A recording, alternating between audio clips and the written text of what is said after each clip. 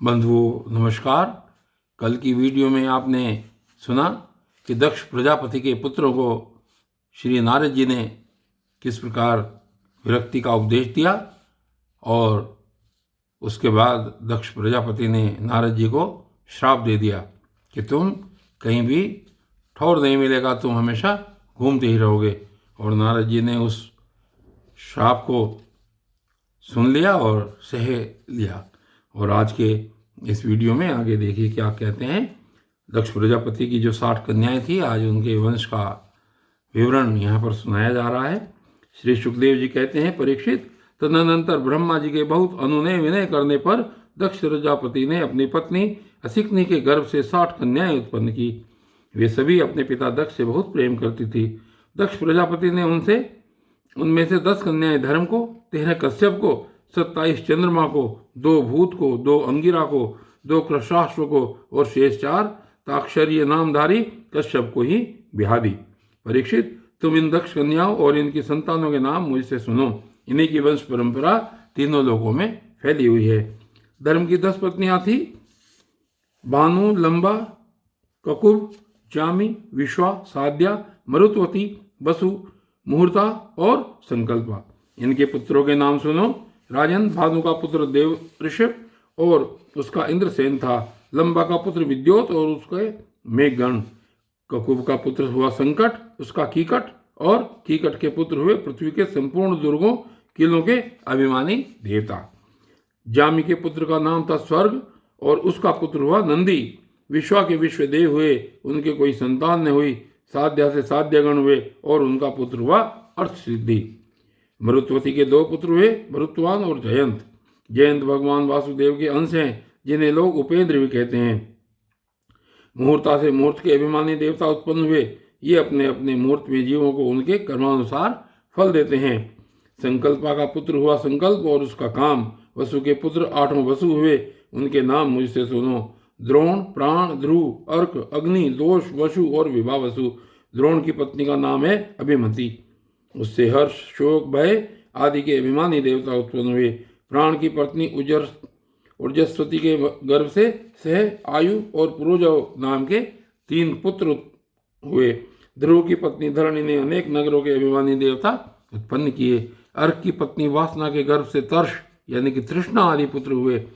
अग्नि नामक वसु की पत्नी धारा के गर्भ से द्रविणक आदि बहुत से पुत्र उत्पन्न हुए।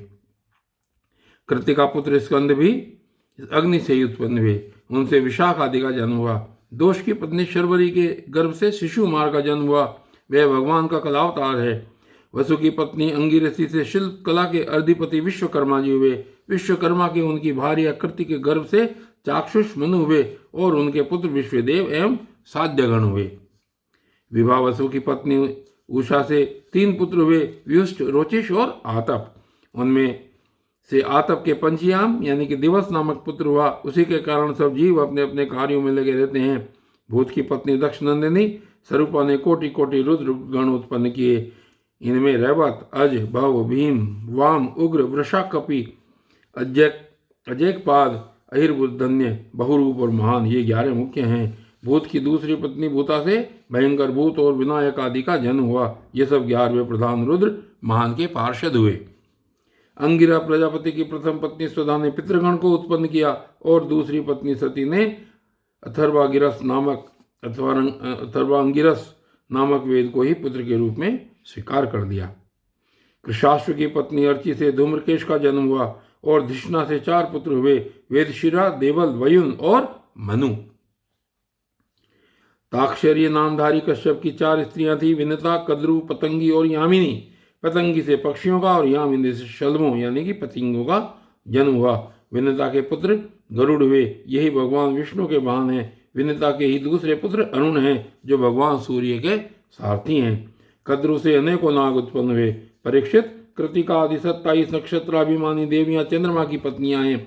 रोहिणी से विशेष प्रेम करने के कारण चंद्रमा को दक्ष ने शाप दे दिया, जिससे उन्हें क्षय रोग हो गया था। उन्हें कोई संतान नहीं हुई और उन्होंने दक्ष को फिर से प्रसन्न करके कृष्ण पक्ष की क्षीण कलाओं के शुक्ल पक्ष में पूर्ण होने का वर तो प्राप्त कर लिया, परंतु नक्षत्राभिमानी देवियों से उन्हें कोई संतान न हुई।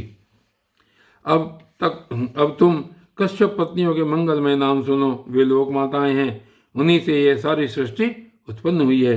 उनके नाम है अदिति, दिति, धनु, काष्ठा, अरिष्टा, सुरसा, इला, मुनि, क्रोधवशा, ताम्रा, सुरभि, शर्मा और तिमि। इनमें तिमि के पुत्र हैं जलचर जंतु और शर्मा के बाघ आदि हिंसक जीव। सुरभि के पुत्र हैं भैंस, गाय तथा दूसरे 2 खुर वाले पशु। ताम्रा की संतान है बाज, गीद आदि शिकारी पक्षी। मुनि से अप्सराएं उत्पन्न हुई। क्रोधवशा के पुत्र हुए सांप, बिच्छू आदि विषैले जंतु। इला से वृक्ष, लता आदि पृथ्वी में उत्पन्न होने वाली वनस्पतियां और सुरसा से यातुधान यानी कि राक्षस। अरिष्टा से गंधर्व और काष्ठा से घोड़े आदि 1 खुर वाले पशु उत्पन्न हुए। धनु के 61 पुत्र हुए। उनमें प्रधान प्रधान के नाम सुनो।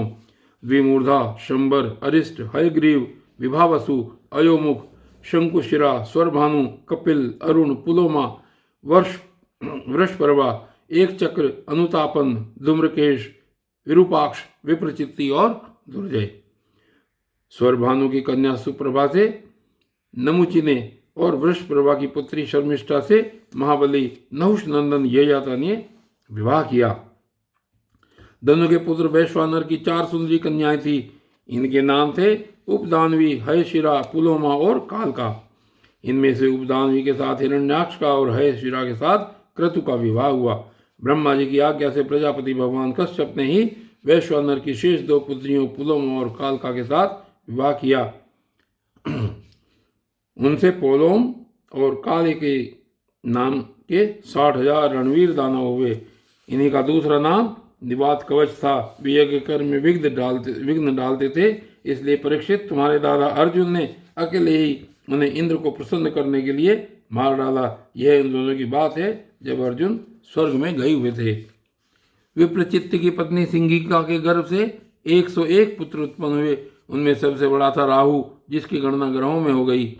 शेष 100 पुत्रों का नाम केतु था। परीक्षित, अब क्रमशः अदिति की वंश परंपरा सुनो।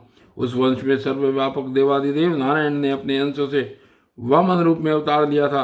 अदिति के पुत्र थे विवस्वान, अयरमा, पूषा, त्वष्टा, सविता, भग, धाता, विधाता, वरुण, मित्र, इंद्र और त्रिविक्रम यानी कि वामन। यही 12 आदित्य कहलाए। विवस्वान की पत्नी महाभाग्यवती संज्ञा के गर्भ से श्राद्ध देव यानी कि व्यवस्वत मनु एवं यमी का जोड़ा पैदा हुआ। संज्ञा ने ही घोड़ी का रूप धारण करके भगवान सूर्य के द्वारा भूलोक में दोनों अश्विनी कुमारों को जन्म दिया।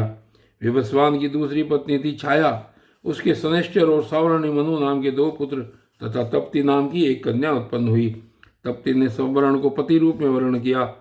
अयरमा की पत्नी मातृका थी। उसके गर्भ से चर्षणी नामक पुत्र हुए। वे कर्तव्य के ज्ञान से युक्त थे, इसलिए ब्रह्मा जी ने उन्हीं के आधार पर मनुष्य जाति की ब्राह्मण आदि वर्णों की कल्पना की। पूषा के कोई संतान न हुई। प्राचीन काल में जब शिव जी दक्ष पर क्रोधित हुए थे, तब पूषा दांत दिखाकर हंसने लगे थे, इसलिए वीरभद्र ने इनके दांत तोड़ दिए थे। तब पूषा पिसा हुआ अन्न ही खाते थे। दैत्यों की छोटी बहन कुमारी रचना त्वष्टा की पत्नी थी।